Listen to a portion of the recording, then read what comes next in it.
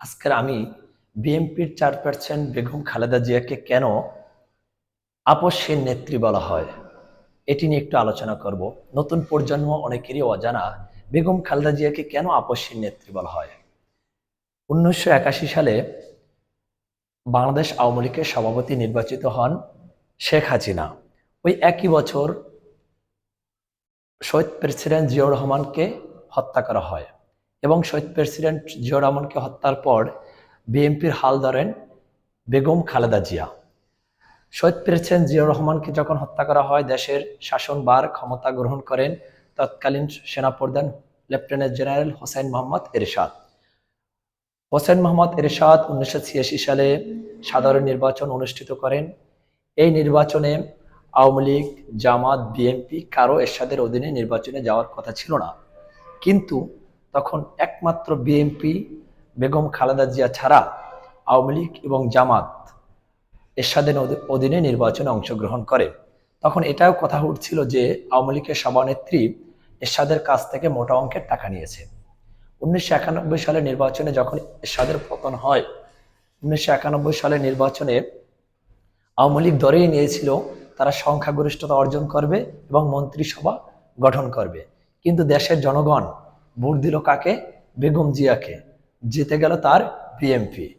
কি জন্য? ওই অনেকে বিশ্লেষকদের মতে 1986 সালে যে এরশাদের অধীনে নির্বাচনে যায়নি, এটাই তার জনপ্রিয়তা বৃদ্ধি করেছিল। 1991 সাল থেকে 1996 সাল পূর্ণমেয়াদে রাষ্ট্র পরিচালনা করেন বেগম জিয়া। 1996 সালে তিনি দলীয় সরকারের অধীনে নির্বাচন অনুষ্ঠিত করেন। তিনি বুঝতে পারলেন যে দলীয় সরকারের অধীনে নির্বাচন এই দেশের জনগণ মেনে নেননি। তিনি একটিও গুলি চালালেন না আন্দোলনকারীদের উপর। তিনি নিজে পদত্যাগ করলেন, তত্ত্বাবধায়ক সরকারের অধীনে নির্বাচন দিলেন। 2014 সালে নির্বাচনের আগে আওয়ামী লীগ 2009 সালে বিডিআর বিদ্রোহ, 2013 সালের শাপলা চত্বরে হেফাজত ইসলাম হত্যাকাণ্ডে অনেকটাই চাপে ছিল। তারা ধারণা করছিল যে আওয়ামী লীগ সুস্থ নির্বাচন হলে নির্বাচিত হতে পারবেন না। এই জন্য তারা বাংলাদেশ থেকে তত্ত্বাবধায়ক সরকার ব্যবস্থা তুলে নিলেন এবং তখন খালেদা জিয়ার সাথে বিভিন্ন আপোষ করার চেষ্টা করেছিলেন, বিভিন্ন মন্ত্রণালয় দেওয়ার জন্য চেষ্টা করছিলেন, কিন্তু বেগম জিয়া আওয়ামী লীগের অধীনে, শেখ হাসিনার অধীনে নির্বাচনে গেলেন না এবং তিনি বলেছিলেন যে আওয়ামী লীগ নিজেরাই পচবে, নিজেরাই গন্ধ ছড়াবে, যেটা আজকের হয়েছে। কিন্তু তিনি হাসিনার সাথে আপোষ করলেন না দেশের জনগণের জন্য। যখন বেগম জিয়ার সাথে হাসিনা কোনো কর্মী উঠে ফিরে লাগছিলেন না, তখন তিনি করলেন কি? বেগম জিয়াকে মিথ্যা বানোয়াট সাজানো মামলায় তাকে 2018 সালে 5 বছরের যাবজ্জীবন দেয়।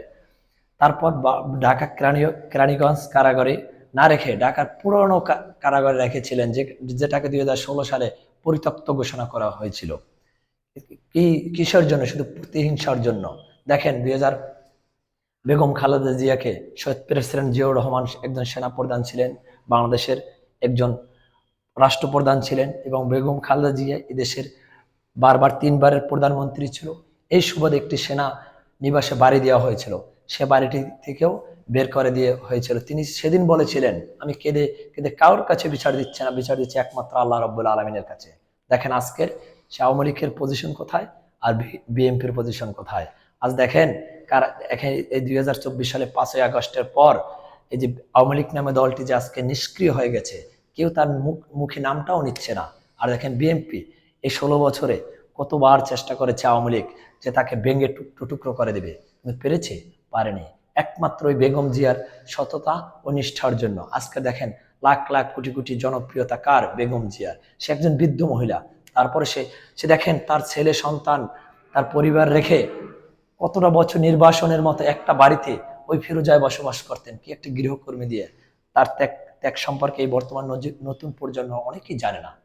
আজকের বন্ধু সবাই বেগম জিয়া লাইফ সম্পর্কে একটু ঘাটাঘাটির চেষ্টা করবেন, জানবেন হাসিনা খালেদা কার কত আদর্শ। কারণ এই 2010 সালের পর থেকে যে জেনারেশন গুলো আসছে তারা অনেকেই আওয়ামী লীগ নিয়েই পড়েছিল, কিন্তু বেগম জিয়ার নেতৃত্ব সম্পর্কে জানে না। এই জন্য আমি অনুরোধ করব সবাই বেগম জিয়ার লাইফ হিস্ট্রি পড়ার জন্য। আশা করি ভালো লাগলে ভিডিওটা লাইক, কমেন্ট, শেয়ার করবেন। আসসালামু আলাইকুম।